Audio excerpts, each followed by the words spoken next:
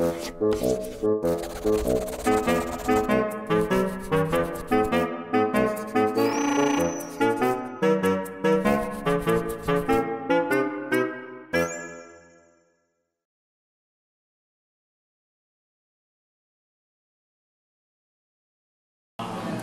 you for inviting me to this.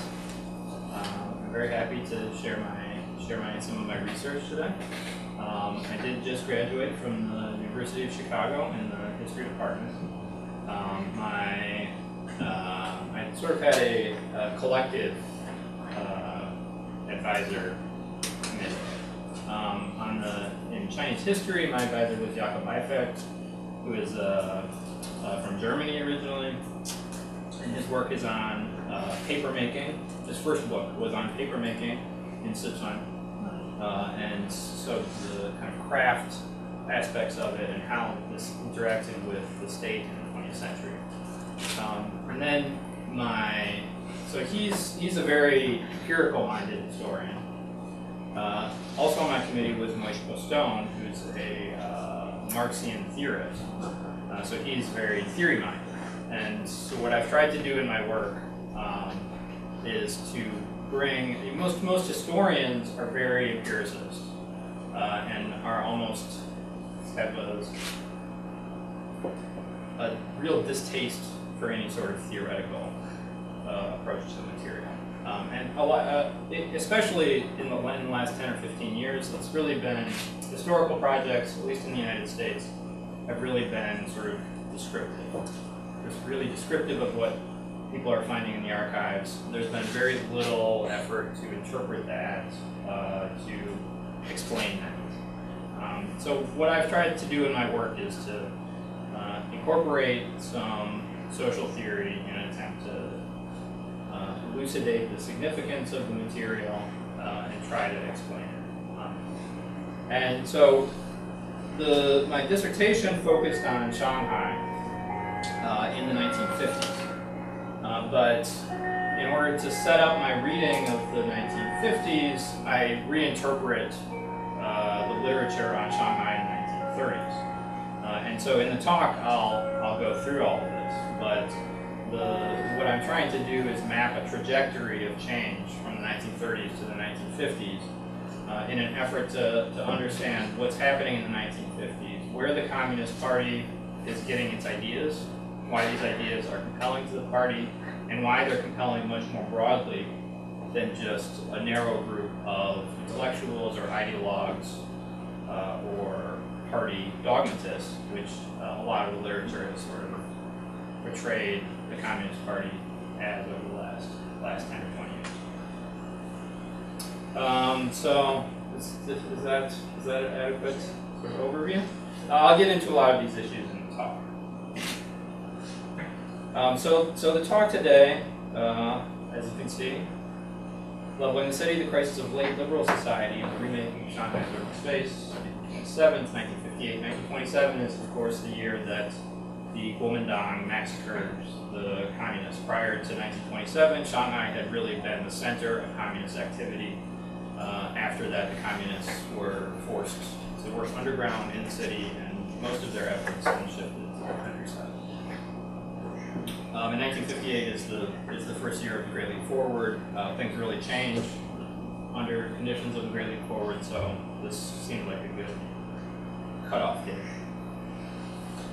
So my talk today will address a question that lies at the heart of my research: the nature of the social crisis in China during the 1930s and 1940s, and how the broad reversals of social form in the 1950s resolved this crisis. On one level, my current project is about the economic and political restructure initiated by the Chinese Communist Party after it took power in 1949. I aim to excavate the underlying logic of that transformation. But the success or failure of each communist initiative was mediated by the experience of life on the ground, and by the priorities of the people who became known as the masses. These are the major concerns of my research, and in this project I look at them through the transformation of Shanghai in the 1950s.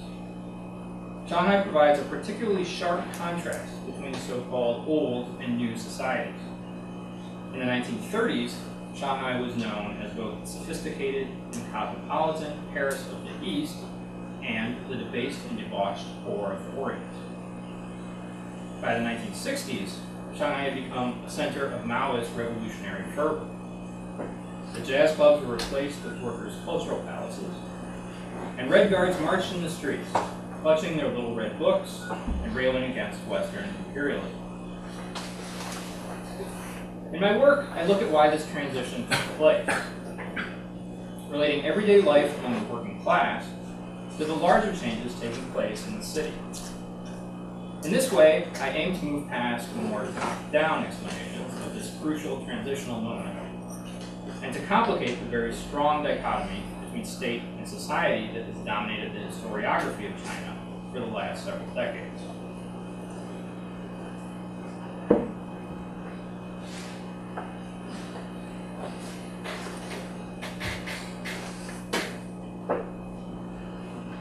I'd like to start with the place of Shanghai's past in the cultural imaginary of the present day. In recent decades, Shanghai has become a site of intense nostalgia among both Shanghai residents and people around the world. This nostalgia has centered around the city's jazz age history of the 1920s and 1930s. This was a history that for many years the communist government condemned as imperialist and reactionary. But beginning in the 90s, there was a surge of popular admiration for old Shanghai's entrepreneurialism and consumer luxuries, for its sense of style and leisure, and for the space it had given to individual expression. Popular books were churned out on the exploits of gangsters and movie stars of the era. Coffee shops with names like the 1930s opened. Their walls adorned with old advertising posters like this one. Fashion spreads and wedding photos paid homage to the era. And films like Zhang Yimou's 摇啊摇，摇到外婆桥，以及姜文的一步之遥 have cashed in on this sentiment. 让子弹飞。啊？让子弹飞。This is the new one. This is the sequel to 让子弹飞.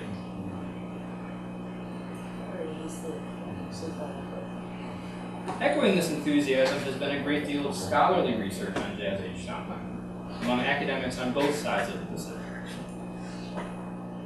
In these studies, the 20s and 30s are often portrayed as a golden age of economic and cultural freedom, and contrasted with the stagnation said to have set in after the Communist Party took control in 1949. According to this line of thinking, the deadening hand of the state suppressed all the experimentation in art and business. And with that, China missed its chance to develop a truly liberal society and avoid the catastrophes of the Mao era. Today, I would like to concentrate on what gets lost in this nostalgia for the 1930s. First, the celebration of Jazz Age Shanghai as a bastion of freedom and experimentation obscures the other side of that fluidity. Fierce competition and a chronic sense of insecurity also characterized the age. And these two sides of the city were inextricably intertwined. Only by looking at both sides of Jazz Age society can we make sense of the crisis that put an end to the particular kind of dynamism that defined the era. The dominant approach envisions external forces, namely ideology and the state, as stifling the innate vitality of the city. In contrast, I will argue that Shanghai in the 1930s was an urban system that had run up against its own internal limitations and descended into crisis. My reinterpretation of Jazz Age Shanghai also opens the door to a reevaluation of the 1950s in the city. The 1950s is often cast as a period in which the stultifying communist system was imposed on the city. In my work, I argue instead that the communist transformation was widely, though unevenly, welcomed in the city. And far from suppressing Shanghai's dynamism, the transformation of the city revived it on a new foundation. We can see this in three major changes. rapid growth in what had been Shanghai's periphery, the dramatic resignification of the old districts of privilege and power in the city's center, and a new kind of cultural ferment. But just like the system had succeeded, the new social regime involved deep contradictions. These tensions drove the dynamism of the society, but they also made it inherently unstable and unsustainable. I'll return to this issue at the end of the talk. So we'll begin here. When discussing the spatial regime that underlay the interwar years of dynamism and decadence, perhaps a place to start is with land values. This was the key force shaping urban space in Shanghai during the 1920s and 1930s. The map here is from 1929. So let's start with the highest values. First you have this strip. This is Nanjing Road, which was the main luxury and shopping street in the city. The oval in the middle there is the horse racing track. Keep that in mind because it will orient us on the maps that come later. If we think of the distribution of land values here as an elevation map, then the center of Shanghai towers over the rest of the city, which declines further and further until you reach the outskirts. The pinnacle of that map would be here. This is the Bund, Huaitan. The Bund is where the headquarters of many of the most important businesses in Asia were located. It was the initial point of settlement for European traders in the mid-19th century, when China first opened to Western commerce. Shanghai quickly became the point at which the internal Chinese market met the global economy. We can see here why that is. The Changjiang Basin draws those parts of China that were by far the most productive in terms of both agriculture and handicraft production. China's exports of tea, silk, and a surprisingly prosperous trade in hog bristles were primarily produced in this area and transported down the river to the sea. China's imports were likewise brought in and distributed through the Changjiang network. If much of China's wealth flowed through Shanghai, then much of Shanghai's wealth flowed through the Bund. European merchants originally set up their opium warehouses here. But by the early 20th century, Shanghai was increasingly not just a center of trade, but a center of finance and manufacturing as well. The Bund was the primary location coordinating the transnational operations of major corporations in Asia. Here were the banks, the insurance companies, the luxury hotels inhabited by the business elite. So the picture here is from around 1932. You can see this is the finest hotel in Shanghai, the Cafe. Today it's called the Remaking. And the customs house here. In the 1930s, customs duties collected here made up half of the Chinese government's total revenue. And the headquarters of the Hong Kong and Shanghai Banking Company, or Huifeng Yanhang, is right there. The Huifeng Yanhang was the most important financial institution in Asia, and the extraordinary wealth flowing through it allowed its directors to house themselves in extraordinary luxury. So you can see that here. This is the entrance to the building. What you also see, especially in the series of mosaics around the foyer, is the global reach of the forces that gave rise to Shanghai's identity. Shanghai's business elite was fundamentally a creature of transnational forces, both economic and imperial, which inserted the city into a global imaginary. So here you can see 4 of the 8 mosaics, each one of which marked an outpost of the bank. And so each one has the skyline in the background. You can see this is actually the building that houses the mosaic itself. This is Shanghai. This is the old customs house, which was replaced by the one that you saw in the picture. So you'll notice also that they're all on water.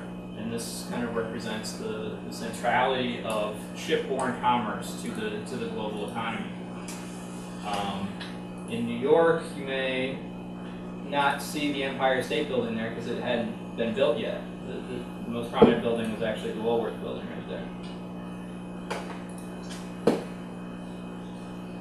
So the Bund was where the elite did their work, and Nanjing Road was where they did their shopping. This is Nanjing Road in the 30s, and I haven't really done the research on this, but I believe there might be more planes in the sky depicted here than were typical at any one time. You have about 8 of them there. But you can get a sense of the commercial vitality, the rapid movement of urban life, and the feeling of modernity and progress in this image. In the foreground, you also see the first 2 modern department stores in China. This is the Yong'an by Guosi, and then this is Xianshi. And these stores sold all of the current luxuries. In the background, far background right there, you can see the tallest building in China, the Park Hotel, or the Guoji Fandian. So back there by the Guoji Fandian was the Shanghai Race Club with its horse racing track. This was the central social institution for the city's British community. Thanks to the unequal treaties imposed on China starting in 1842, the British legally controlled the central districts of Shanghai as a colonial enclave. Throughout the 19th century and into the 20th, they also maintained a colonialist sense of racial and cultural superiority. Yet by the 1920s, things were beginning to change. Chinese in Shanghai were increasingly assertive politically and increasingly successful in business. As we can see in this image, the racialized division of space that excluded the Chinese had begun to break down. The very prominent kind of Chinese guy with the white woman there. And one of the key ways that happened was through the cosmopolitan culture of the entertainment districts that surrounded the race wars. This was the most dynamic nightlife in Asia. It included everything from theaters and cinemas to dance halls and cabarets. Here's how one tourist guide characterized the scene. Shanghai flames with millions of flashing jewels at midnight. The center of nightlife is a vast crucible of electric flame. So we can recognize a highly developed modern entertainment culture here, very similar to the nightlife at the same time in New York or Berlin. Shanghai was firmly positioned in this global culture of Jazz Age.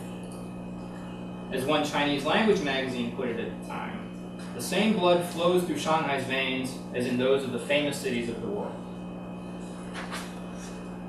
This cosmopolitanism is best seen not as imported Western culture or colonization of the Shanghai mind, I think, but rather as something quite universal. But I mean universal in a very particular sense, namely a universal response to the conditions of life in the late liberal city. We see similar kinds of entertainment, identity, and conflict in Shanghai and the other global cities at this moment because of the parallels between the organization of urban space, the nature of work, contours of inequality, and the increasing fluidity of social relations driven by migration and deepening monetization. In Shanghai, as in the other global cities, access to this modern entertainment culture was sharply differentiated by class. The majority of the population simply could not afford to take part. In order to enjoy a night of dinner and dancing at the famous Cathay Hotel, a well-off couple would spend in one evening the amount that a rickshaw puller earned in a month. There were about 100,000 rickshaw pullers in Shanghai during the 1930s. They often plied their trade in the districts of the elite, but they could only afford to live in the slums.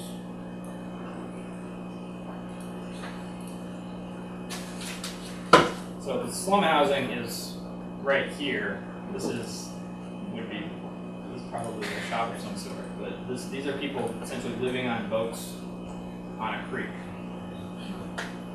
In the 30s and 40s, hundreds of thousands of rural refugees came to Shanghai fleeing famine and war.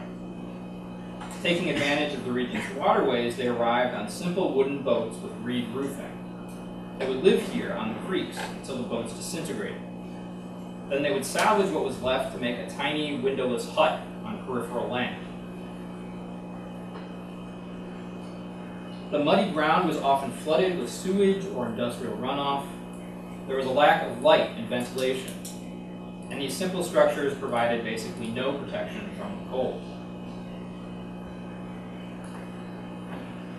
As this map shows, the slums surrounded the well-off center of the city on all sides.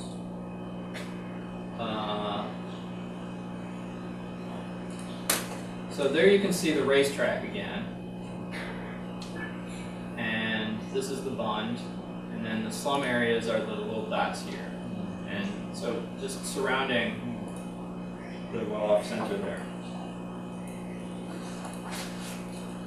The urban periphery also contained Shanghai's large factory districts, where some of the slum residents worked. Though factory work involved sweatshop conditions, slum dwellers considered it one of the most desirable jobs they could aspire to. Most of the residents of the slums worked elsewhere, under worse circumstances for less pay, pulling rickshaws, peddling wares, or picking trash. In 1949, over 1 million people lived in the slums, about 1/4 of the city's population. Most of the rest of the population did skilled labor in the factories or worked as shop clerks, servants, or prostitutes. Those who didn't live in the slums or the villas of the wealthy were crowded into tiny rooms in 2- or 3-story row houses known as lilong, or alleyway apartments. The lilong apartments had been repeatedly subdivided so that they housed 4 or 5, sometimes as many as 15 families in space originally intended for a single family. So obviously, this is not actually that much of an exaggeration. People are crammed in so tightly they're falling out the windows, but actually the average space for a person in Shanghai, in all Shanghai housing at this time, was about was between 3 and 4 square meters. When was it drawn? This is John Lopin. He was a very famous contemporaneous cartoonist. I don't have the exact date on this particular illustration, but he was kind of the most famous caricaturist. 30s, 40s, 50s. For me, it's funny. There's a fiction of Chinese landscape painting. The density of woods and scarcity of woods or houses scattered, but not this repurposed to the Shanghai landscape. Population. Landscape and sections. So these apartments were certainly better than slum housing, but in some ways their residents may have experienced the inequalities of the city more intensely because they lived in closer proximity to the wealthy. And the rendering here is not actually, so you see that this is the Lilong, and then this is a villa of the wealthy. There are still parts of Shanghai today where you can see, this is quite literal. There is an enormous villa with huge gardens and everything on all sides, and there are Lilong apartments right next to it. So this is not that much of an exaggeration. For many years, the inequalities reflected in Shanghai's urban space had underwritten its dynamism. It put intense pressure on everyone to focus their energies on economic gain, whether the motivation was sheer survival or the race to buy the latest fashions. It attracted the ambitious and the talented of the whole country to the city, and it channeled their efforts into expanding the economy. In the early 1930s, that dynamism seemed to be intensifying as a wave of foreign capital flooded into the city. But appearances were deceiving.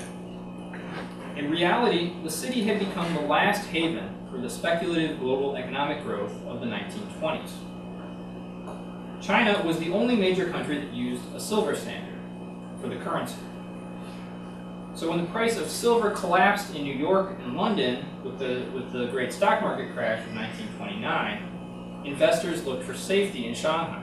They brought all this silver, it just poured into. Shanghai was already a very important financial center, as I discussed with the Huifengyan. But now just a huge wave of foreign capital came in, trying to escape the collapse of prices in the Western financial centers. Initially, the prospects appeared bright, but soon the economic fundamentals began to deteriorate. Shanghai's export markets started to wither as the Great Depression took hold around the world, and protectionism exerted increasing pressure. The Japanese military attacked Shanghai itself in 1931 and occupied Dongbei in the same year. No, that's wrong. Dongbei was 1931. 1932, it attacked. Early in 1932 was the attack on Shanghai. With the entire international system pulling itself apart, the Shanghai economy had few sources of domestic demand to fall back on. The rural economy was contracting. Deflation hit the city starting in 1931. And the impoverished slum dwellers and low-income residents of the alleyways offered very limited purchasing power within the city. Instead, the new capital poured into real estate and government bonds, bidding up asset prices to increasingly unrealistic levels. For several years, this illusion of wealth masked the growing structural dysfunction of the Shanghai economy, feeding the heady rush of business and nightlife. And so here is where I would ground the existence of this jazz age culture, the kind of hedonism of the nightclubs and everyone throwing money around, and everyone who, the small people who had money was throwing money everywhere, and sort of a headlong rush into pleasure. I think this is the other side of that moment of financial speculative expansion. The spiraling upward motion of speculative capital found its most concrete expression in the rise of skyscrapers across Shanghai's landscape. So here we're back to the Park Hotel, the Guoji Fandian. The most prominent of these new towers was the Guoji Fandian, which remained the tallest building in mainland China until 1983. But it was not alone. Numerous other skyscrapers were also built in the late 1920s and early 1930s, most of them financial headquarters, luxury hotels, or apartments for Shanghai's wealthy. The appearance of these buildings marked a sharp contrast with the stable and balanced neoclassical architecture of the Huifengyan building and other banks from the 1910s and early 1920s. The skyscrapers of the speculative moment instead embraced a soaring verticality. So this is a sort of a classic Art Deco style, and Art Deco was the most prominent architectural style of the Jazz Age. So you see these sort of abstract vertical lines emphasizing the verticality of the building, and the whole thing marks a pyramid shape. So this is a very classic architectural design, not just in Shanghai, but in around the world, especially in financial capitals like New York.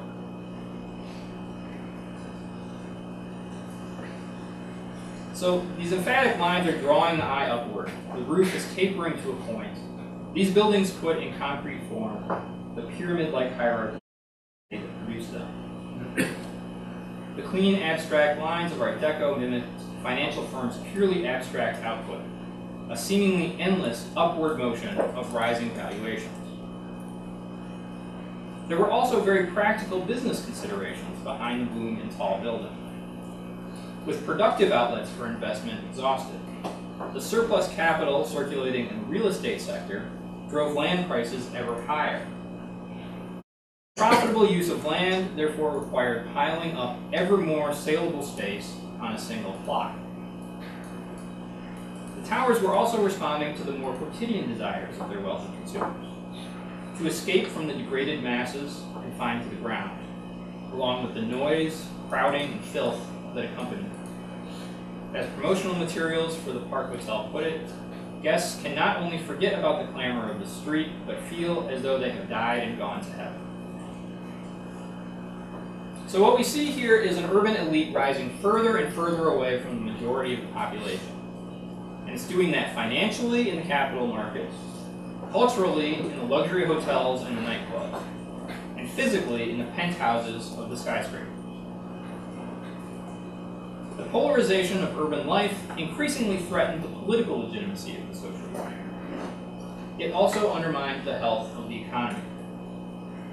The forms of inequality and exclusion in Shanghai rendered most of the space of the city barren terrain for the movement of capital. This was part of a global dynamic that underlay the Great Depression. The same social forms that once produced rapid growth and exhilarating opportunities for the individual were now driving the whole system into crisis. The moment that Shanghai's vaunted dynamism and decadence began to fail was not the Japanese invasion of 1937, as is often assumed. Rather, it was September 1934. In that month, even as the Park Hotel and many skyscrapers were rising on Shanghai's skyline, the soaring prices speculators paid for real estate suddenly came crashing back to earth. With the collapse of the bubble, the motive force behind both Shanghai's nightlife district and its business district started to decay. Now this is precisely the world in which the Chinese Communist Party was born. Nearly all the major leaders of the party spent their formative years in Shanghai during the 1920s and 1930s. In fact, the founding meeting of the party was held in Shanghai in a modest Lilong house, right there. This is the official wax figure recreation of the event. Mao Zedong is right there in the middle, right there. He was actually attending the meeting as an alternate, and he was basically taking the notes, but it's been sort of amplified in the retelling. For the young communists, interwar Shanghai is what defined capitalist society. Extreme inequality, the squalor and degradation of the popular majority, the hedonism of the elite, the cultural alienation of the people from their cosmopolitan rulers. They defined communism as the reversal of these central features. So when the Communist Party came to power in 1949, it took aim at every facet of what it defined as the old society. Remaking the uses and signification of urban space in Shanghai was a key component of the transformation of the city. A restructuring took place, first, in the city's relationship to the outside world. Communist leaders were harshly critical of the economic geography of the country. 70% of China's industry was concentrated along the coast, especially in Shanghai. For the communists, the answer was not to dismantle Shanghai's industry, but to redirect its production from global trade to national development. One of the clearest markers of Shanghai's transformation from a global city to a national city was a new pattern of shipping at the port. Before 1949, the identity of the city was defined by foreign trade. Between 1927 and 1936, on average about 6 million tons of foreign freight moved through the port each year. So that is these years. We don't have data for this is the period of Japanese occupation. After Japan was defeated in 1945, total freight actually increased. Spiked right there in the immediate post-war period. But then it collapsed toward the end of the Chinese Civil War, right there. And especially with the U.S. blockade during the Korean War. So this is after China entered the Korean War, the United States blockaded the Chinese coast, and that affected Shanghai in particular. But with the exception of the U.S., Shanghai's major foreign trade partners like Japan and Britain returned in the 1950s, in the mid-decade. So now, this is sort of coercive effect of American intervention. But now the trade partners are back on this end of things. Yet the movement of foreign freight remained a small fraction of the pre-war time. This did not, however, indicate a stagnant economy. You can see that by comparing the domestic shipping totals. So we're missing data here both for the Japanese period and for the immediate, or for the Civil War period. But it's and this is the same scale as the previous one. So the pattern is quite the opposite here. What you see is you have a sort of steady levels here in the pre-war years. Then you can imagine that it's kind of collapsed because of disruptions of war, but now it's just absolutely skyrocketing. So we see here a key reversal: the rise of national development over global economic integration. The concentration of wealth, industry, and expertise in the old Shanghai had been a result of its position in the global economy. This was a system whose dynamism was driven by its unevenness. But in the communist understanding, these were imbalances, irrationalities, and deformities. Global economic integration was now denounced as imperialist exploitation. Rather than market-directed flows of capital and labor across borders, the new economy confined capital and labor within its borders, so it could take conscious control over the resources of the nation and develop the national economy. Shanghai was once known as the paradise of foreign adventurers. Now it turned its back to the sea and found its future in the interior. Fundamental spatial changes took place within the city as well. In earlier decades, the luxurious city center had grown ever farther from the debased slums of the periphery. Now, the party redirected the flow of capital from real estate speculation and luxury consumption. Instead, it was channeled into industry, housing, and cultural goods for those in the periphery. The face of the slums was remade in the decade after 1949. Initiatives were pursued to increase the water supply, build roads, install electric lights, and expand green space. Fire lanes were established to reduce the perpetual risk of conflagration. And drainage was improved to alleviate the flooding that constantly beset slum residents. By 1959, 30% of slum housing had been fully renovated. The straw shacks were replaced with solid houses, roads were leveled, and sewage facilities were installed. Yet the Communist Party was prioritizing industrial investment over housing, so progress in this direction was quite slow. Even after a decade of development, 2/3 of slum districts remained in poor condition. The share of Shanghai's population living in the slums declined, but the total number of slum residents remained nearly unchanged. There simply wasn't enough good housing for the new arrivals from the countryside. Even so, in contrast to the years before 1949, the communist state established a trajectory that seemed to promise an end to the slums.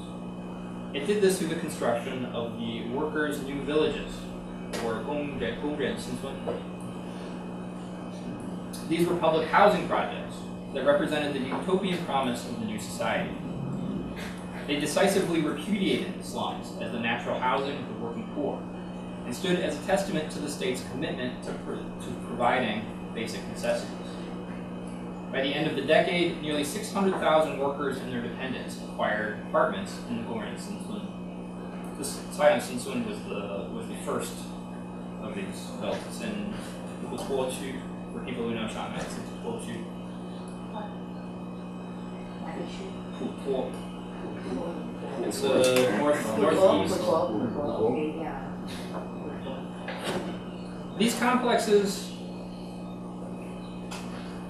same one's fine. These complexes were the most visible expression of the new dynamism of Shanghai's periphery. Their construction, this photo is right, it was completed in 1951, early 1952, so this is immediately after. I think it was Diefang Yubao.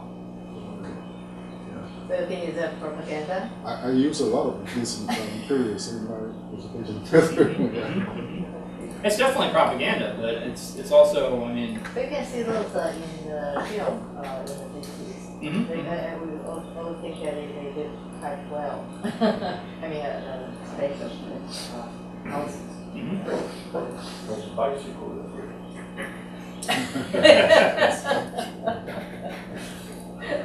I mean, the whole thing is real, right? This is a much better. Sure. Compared to the slums, this is Yeah. just almost inconceivable improvement in living conditions. The problem was really that it was restricted to a relatively small number of people. This 600,000 people over a decade is pretty good, but there was still, when you're talking about over a million people, and a population that continued to increase, the demand for new housing would not be met. But what's going on here is that the party has established a plausible narrative of what's happened. It's progress. You know, the advent of the communist state brought stability first. It brought the hyperinflation under control. It put people back to work in the factories, and it got the economy growing again. And now it's providing for the everyday necessities of people who previously had been excluded. So the fact, up until the Great Leap Forward, the fact that most people could not enjoy this was secondary to the fact that there seemed to be a trajectory of progress underway.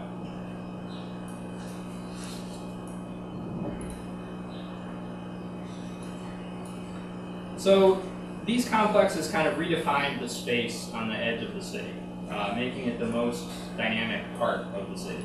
The old privileged part of the city was basically unchanged in terms of its physical geography. In the outskirts of the city is where all the new building, new factories, the Gongren-Sinsun, that's where that's taking place. They also made concrete the party's aspiration to end the instabilities that had always afflicted the working class. Other initiatives pointed in the same direction. Spaces of leisure and entertainment were now extended beyond the city center into the periphery. For the first time, these neighborhoods gained access to public parks and movie theaters. So, I made this myself, which is why it looks so bad. I apologize for that. But the green parks are parks that were opened prior to 1949. The red parks are those that were opened after 1949. So the only major park that is in the city center is on the old race course. The northern half of the race course was turned into a public park. But all the other park building was done in the peripheries of the city.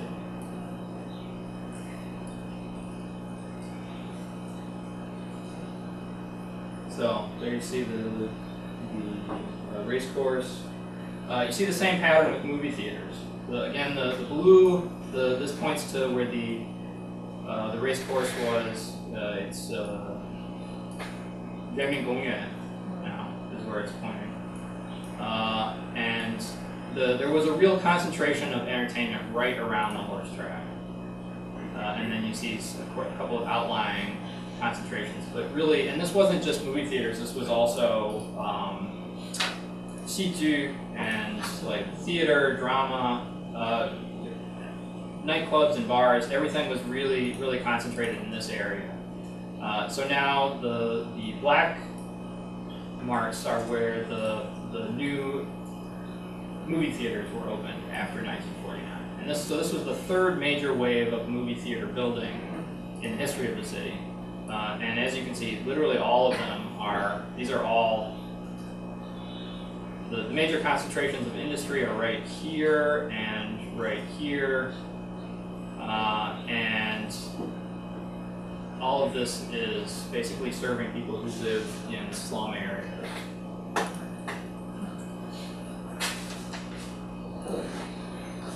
So before as you can probably imagine, if you lived over here,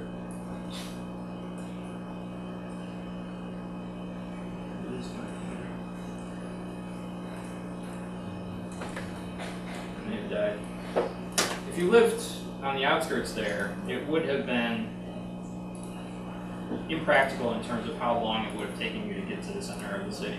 if you had even had enough money to go and the inclination to go and partake of this entertainment culture. So now by putting these things right there where people live, then they get access to the kind of modern entertainment culture for the first time. So all this marks another reversal, the shift of urban dynamism from the center to the periphery, and from market-driven inequality to leveling, state-led developmentalism. It was these sorts of initiatives that gave credence to the party's claims that the new state was inseparable from the people. If growth shifted to the periphery, what then became of the city's center? As accounts nostalgic for the Jazz Age emphasized, the districts of luxury and power did stagnate in terms of new building. Yet the uses to which they were put, and the meanings they carried, were fundamentally remade.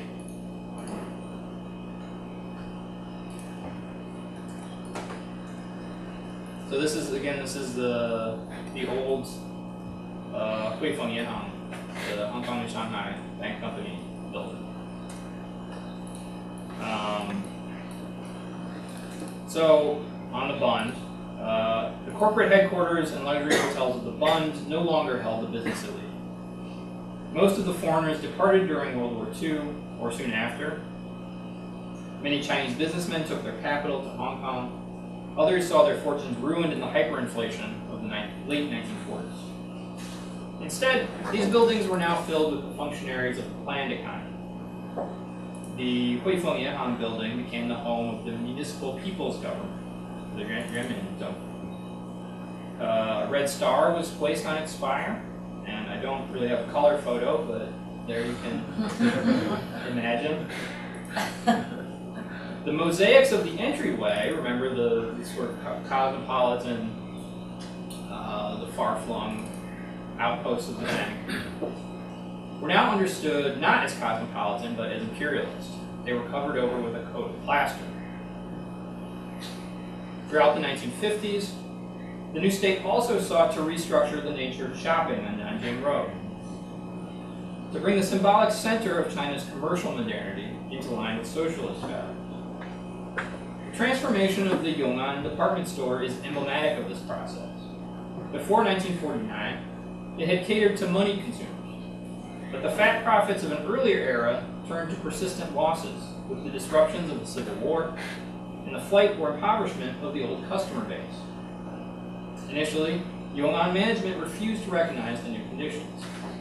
But as losses mounted, the party stepped in and encouraged what it called the massification, or Da-Zhonghua, of the company.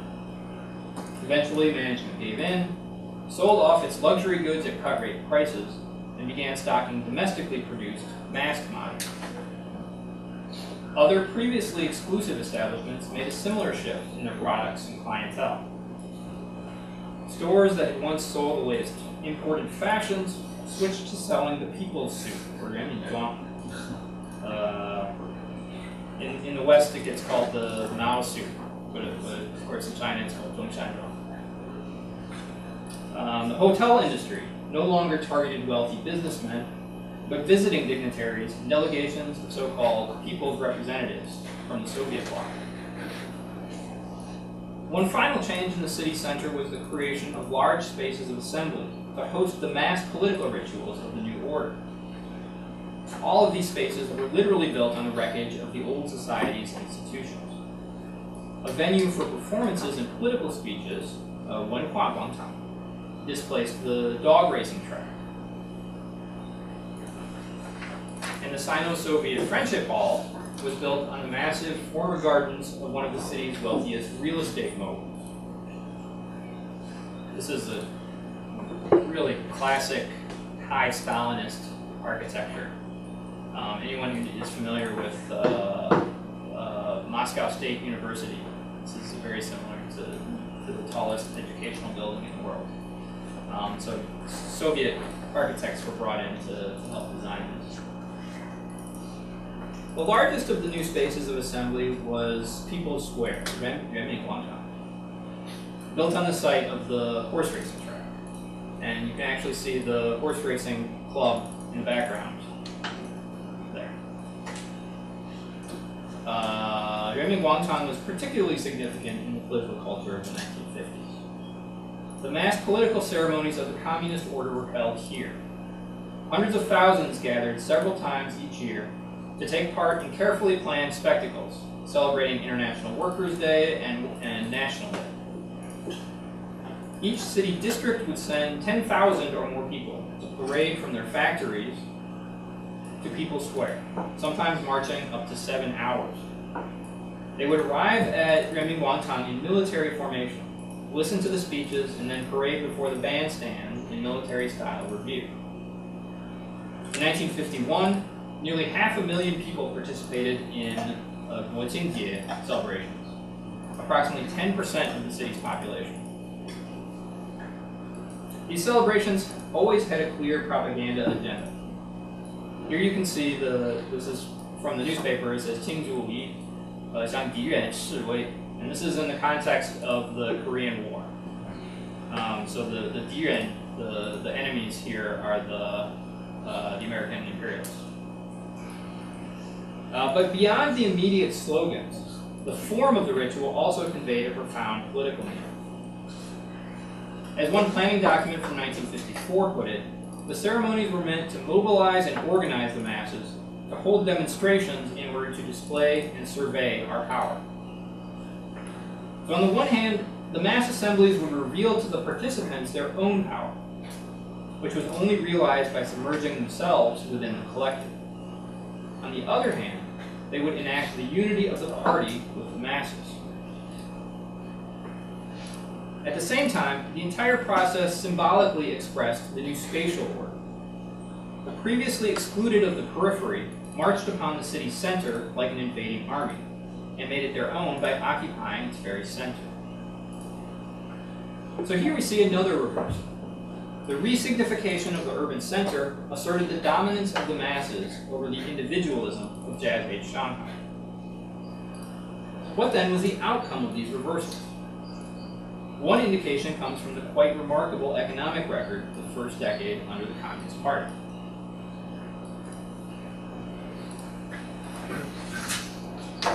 So 1952 was the immediate post-war recovery period of 1949 to 1951 brought levels of production up to historical high points prior to that. So what 1952 really marks is the first five-year plan began in 1953. So the period that we see between 52 and 57 is really when the communist system comes into its own. And rather than just a sort of dividends from the Reconstruction period, this is really new growth that's being produced by the new communist economic system. This increase in production was accomplished with virtually no new capital investment. With its subordination to the project of national economic development, Shanghai's surplus capital was redistributed around China. This is how Shanghai secured new markets for its production, as reflected in the rapid rise of the domestic freight movement that we saw in the earlier graph. The other key factor was the Fordist rationalization of the city's enterprises, predominantly in the urban periphery. This was accomplished with considerable participation from the workers themselves, despite the fact that rationalization was very often another way of saying more work for the same pay. For this reason, the return of economic dynamism cannot be separated from a new cultural dynamism in the city.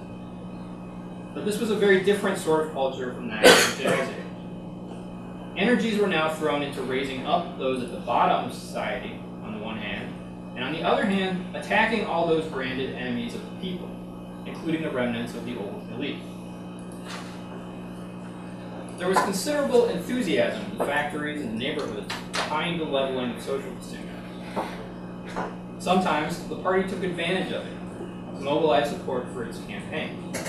But other times the sentiment stood at odds with state policy and the party was forced to alter its plans. Just to take the most important such episode, there was a major wave of unrest in the factories in 1957. One of the key grievances here was the emergence of overbearing managers and bureaucrats who had become distanced from the masses. 脱离群众. What we see here is a new egalitarian spirit, but also something deeper. An attack on all forms of social differentiation that had prevailed in the 1930s. A demand for social homogeneity.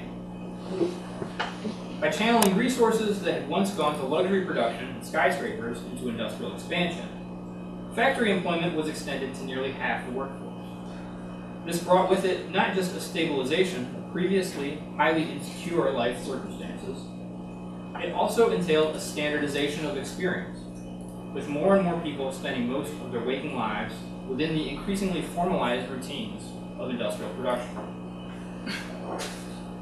As economic rationalization proceeded, practices were standardized not only within factories, but between them as well.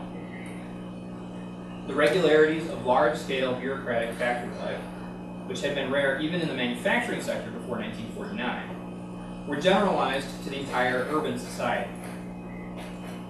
If work life was increasingly regularized, so too was life outside of work.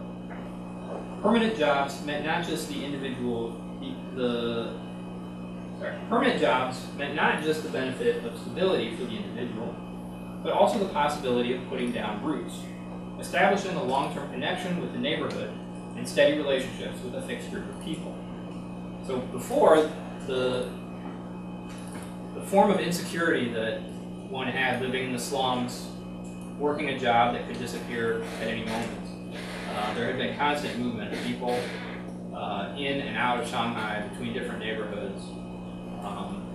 What happens is that the communists really freeze all this in place, and that allows a certain stability of one's identity to take hold as well.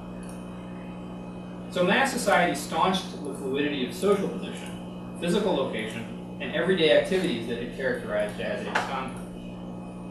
It also constrained the fluidity of individual identity. The lives of the masses were no longer marked by the rapid change, casual work, and market volatility. While some had gained from these conditions an exhilarating sense of freedom, most had found in them only chronic uncertainty and loss. On the one hand, social homogeneity was an ideological idea.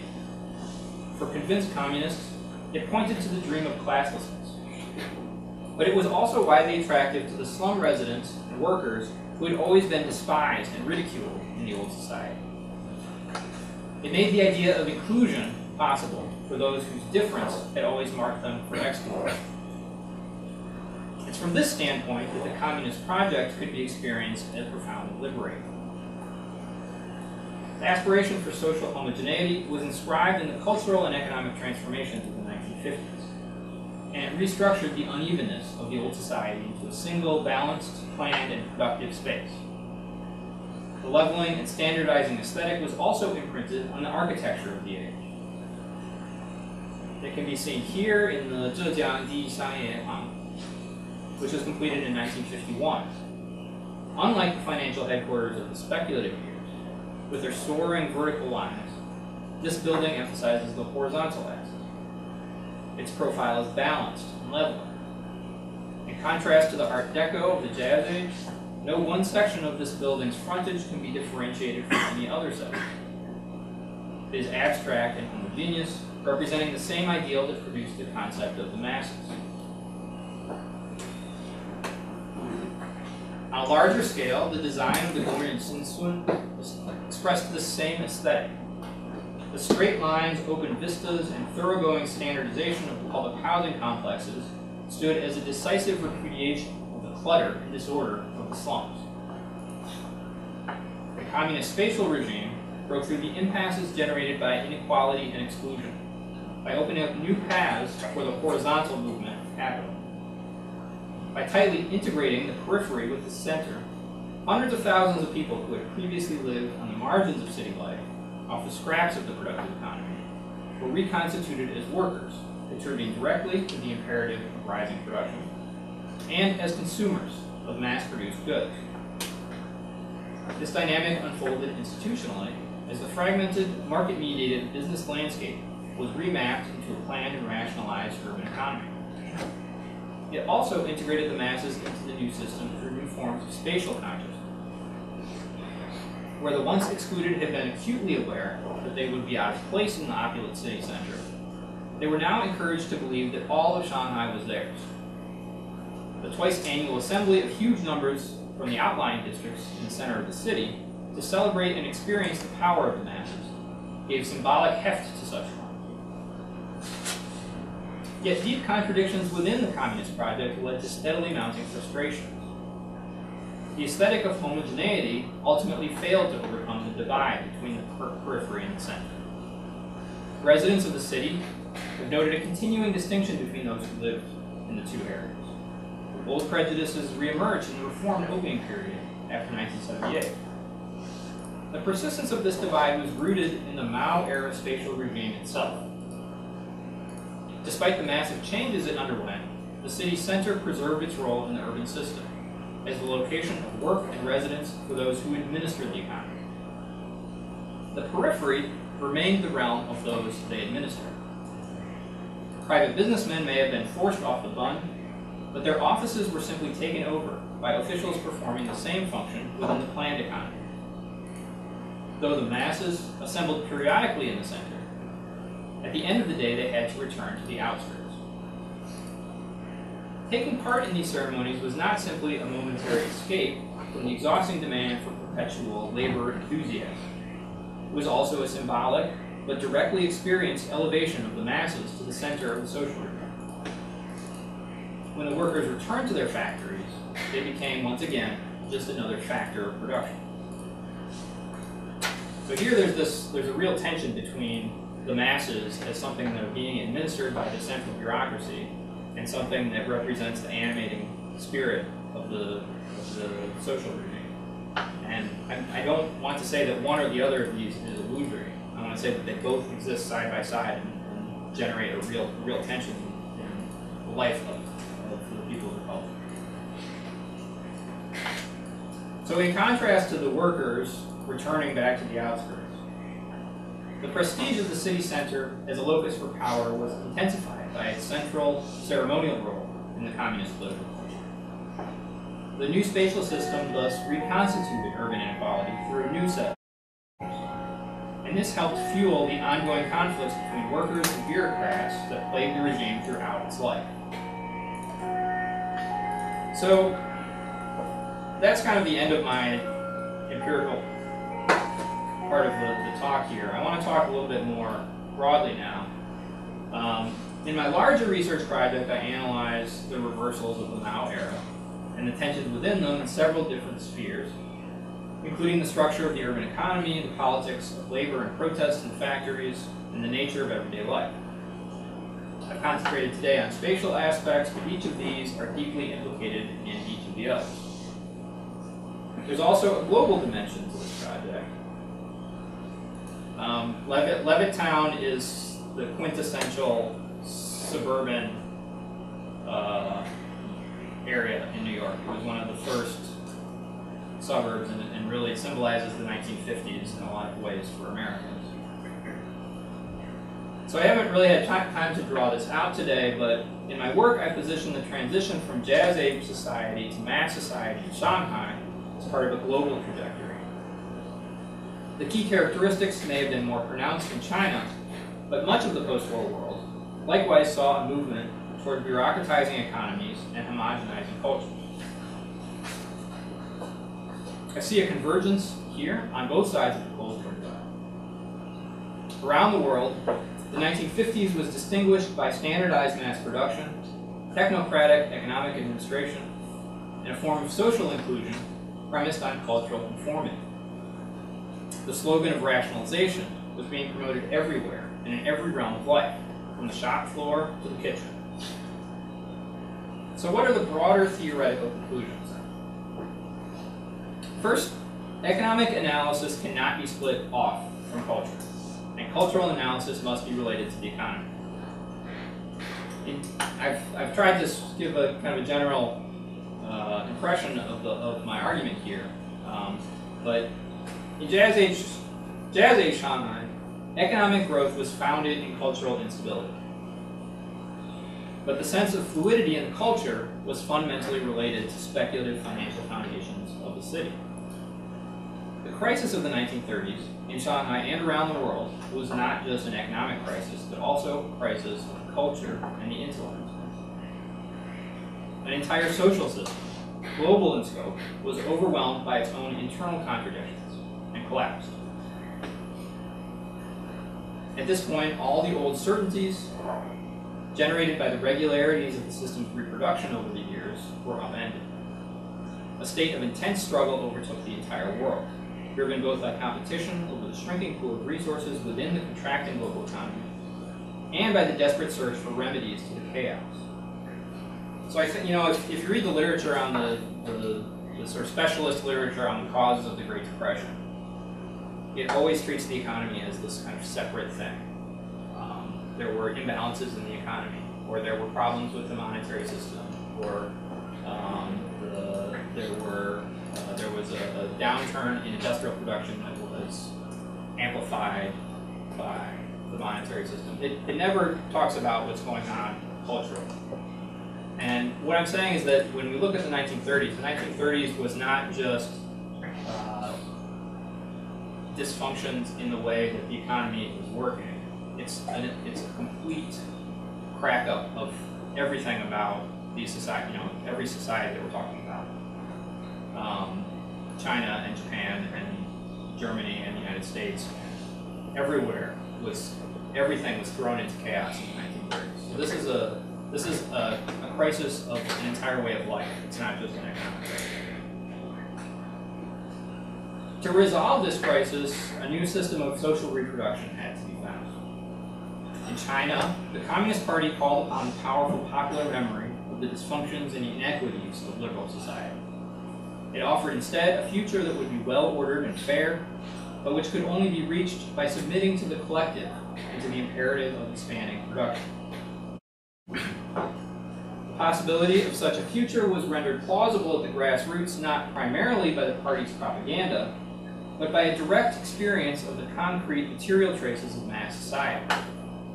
A new experience of urban space, a new organization of work, and a cultural life increasingly oriented toward collective institutions. And these developments were central to the revival of economic dynamism, which in turn motivated the further expansion of the new system. What we see here is a coherent system of social reproduction, fundamentally marked by a dynamic of growth in both the economic and cultural spheres. In this sense, there was a strong continuity with the liberal regime of social life that preceded mass society.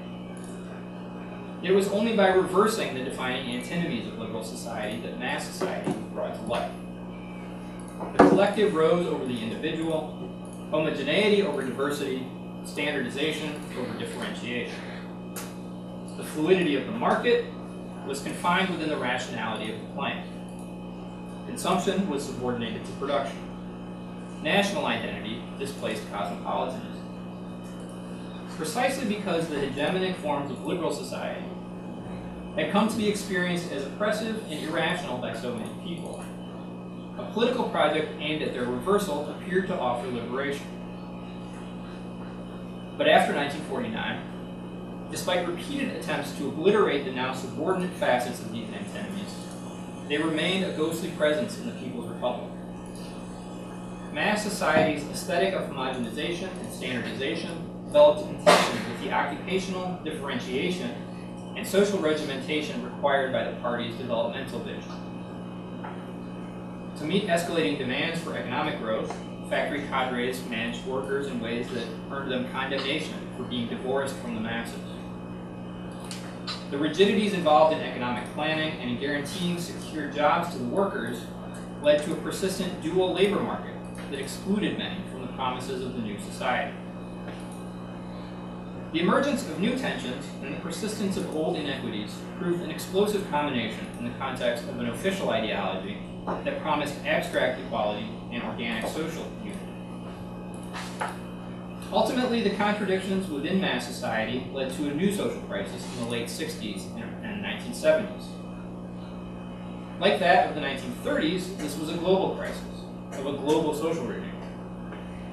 Once again, the reversal of the persistent antinomies of modernity appeared to offer liberation. This reversal restored many of the patterns that had defined the liberal period. which is why we call our own age neoliberal society. For the last several decades, the critical impulse has concentrated on exterminating the remnants of mass society, rescuing the individual from the collective, championing civil society against the state, reviving diversity against homogeneity, imposing the market against the plan, pursuing globalization over national development. This is the foundation of the one-sided nostalgia for Jazz Age Shanghai. I think we recognize ourselves in that era. With this return of liberal forms, we also have seen a revival of the kind of inequality and social exclusion that characterized the Jazz Age. And especially since 2008, we have also seen a return of the same kinds of economic dysfunction that produced the Great Depression. And once again, as the contradictions of neoliberal society build and threaten to overwhelm it, a reversal of the antinomies of modernity is presenting itself as a hope for liberation. A populist reaction against extreme inequality and unaccountable elites is growing stronger. Around the world, from Russia to China to India, the particularity of the nation is being posed against the universalism of neoliberal cosmopolitanism. Attempts are being made to lock down the fluidity of transnational movement, of labor and capital, of tourists or migrants or information, in the hope of slowing down the market forces that are chasing us to exhaustion. Abstract placelessness is crystallizing into spatialized identities, and the impersonal forces of neoliberal society are being identified with particular places and cultures, like the West or like mainland China. As a result, very ominous geopolitical calculations that once seemed banished forever have come rushing back. So what's needed now is a critical framework that does not fall back into the same trap, going back and forth between the two sides of modernity. Instead, critique must be able to confront the contrasting forms of both liberation and domination that structure this pendular movement between the different poles offered by modernity. This is a much larger question, so in conclusion, I'll just suggest a point of departure. In an early work, Marx grappled with one of these key dichotomies, that between state and civil society. On the Jewish question from 1843, he wrote, "Man in his most intimate reality in civil society is a profane being. Here, where he appears both to himself and to others as a real individual, he is an illusory phenomenon. In the state, on the contrary, where he is regarded as a species being, man is the imaginary member of an imaginary sovereignty, divested of his real individual life and infused with an unreal universality." The Chinese Communist Party constituted itself as an affirmation of this universality of the state. The party expected to achieve liberation by realizing the collective society of the masses over and against the profane individual of civil society. But Marx makes clear that there is something wrong here. This universality is unreal. In contrast, the critical approach that has prevailed for the last 30 years reverses these terms. It critiques the domination of the real individual by the alienated expression of the individual species being, namely the state. But here again, Marx argues that what appears quite straightforward, the concrete immediacy of individual life, is actually mediated and dominated by social forces, even before it comes into conflict with the state. So in the debate as it stands today, an opposition is assumed between individual and collective, or between state and society. One side is then taken as the standpoint from which to critique and condemn the other. In contrast to both, Marx historicized the dichotomy itself and argued that the two sides are structurally related. Such an insight can perhaps provide the starting point for a new critical approach that could escape the constant historical repetition of the movement between the different poles of social domination. Thank you very much.